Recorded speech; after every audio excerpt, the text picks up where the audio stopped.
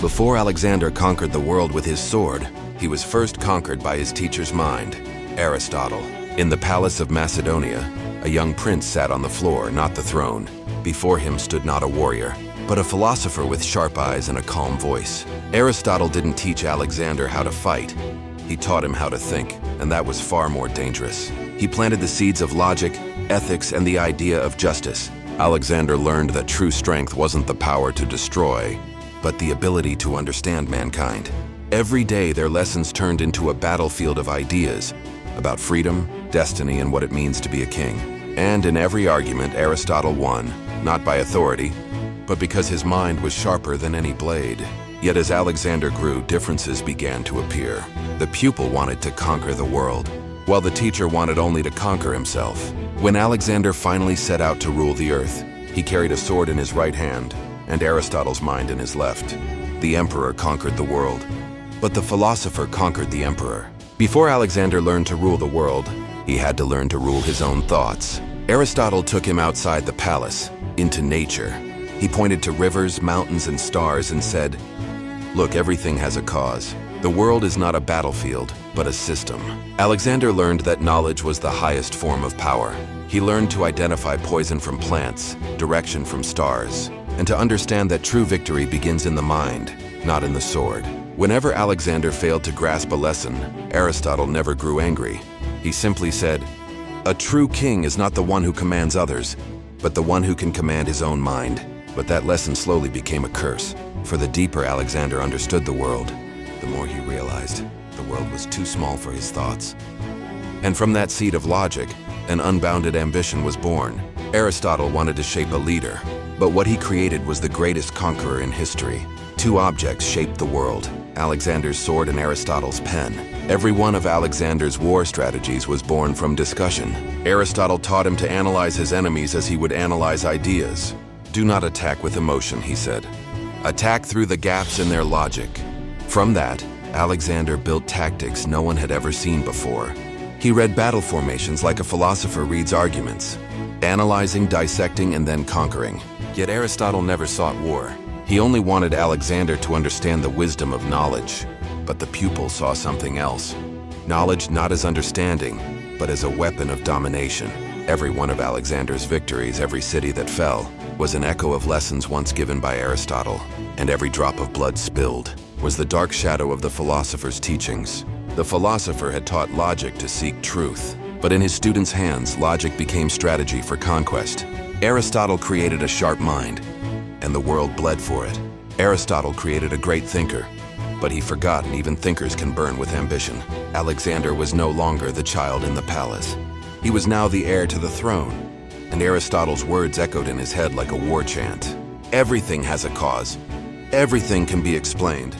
And Alexander believed, and he was the cause of every victory. He gazed at the map in his chamber, ink lines marking the edges of the unknown.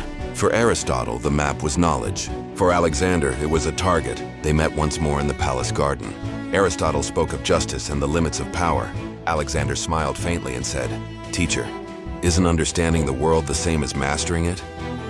In an instant, two great minds collided, philosophy versus ambition. The teacher spoke of wisdom. The student demanded power.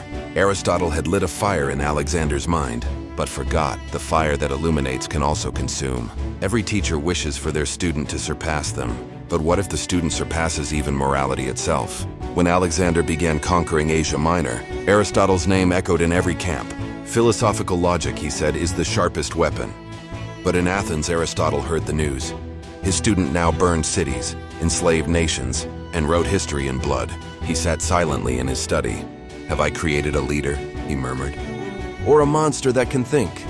Aristotle wrote to Alexander about wisdom, balance, and boundaries. But the student replied only with another conquered land. The mind once shaped by a teacher now ran wild. The world cheered for Alexander. But behind that glory, there was an old man, slowly realizing that knowledge without virtue is a sword without a sheath. When the student conquered the world, the teacher was defeated by his own creation. Sometimes the quietest war is between the pen and the sword. From Athens, Aristotle wrote one last letter to Alexander. His words were simple yet heavy as fate. "If you conquer the world, make sure you do not lose yourself. The letter crossed deserts and rivers of blood until it reached Alexander, who was preparing to cross the Indus River. He read it quietly under the moonlight. His eyes trembled. For a moment he was no emperor, just a boy in the Macedonian palace again. But the next morning, he rolled up the letter and ordered his troops to march. For part of him still wanted to be a student, but the entire world demanded he be a king. In Athens, Aristotle looked up at the sky. Feeling the eastern wind bring distant news, he knew, and words were no longer enough. His student had become a legend, but had lost his way. Aristotle wrote history in ink. Alexander wrote it in blood, and both became eternal.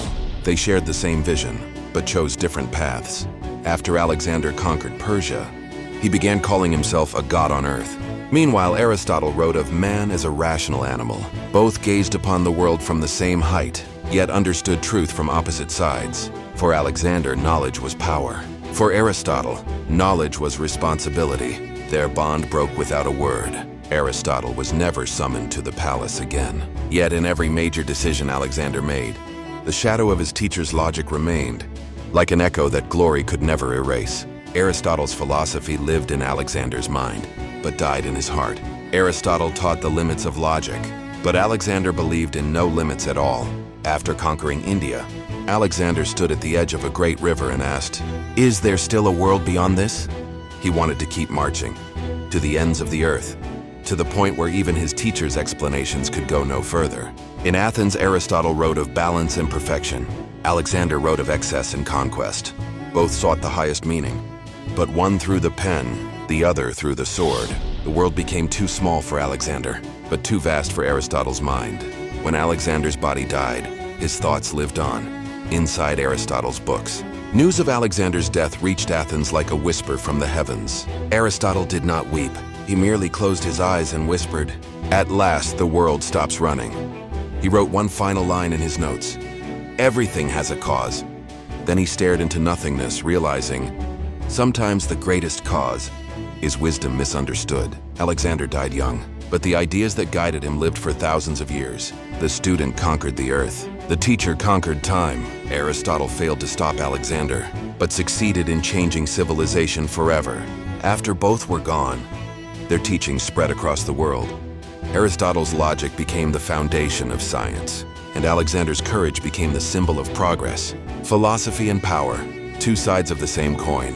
From a small room in Macedonia arose a wave of thought that shook the world for 2 millennia.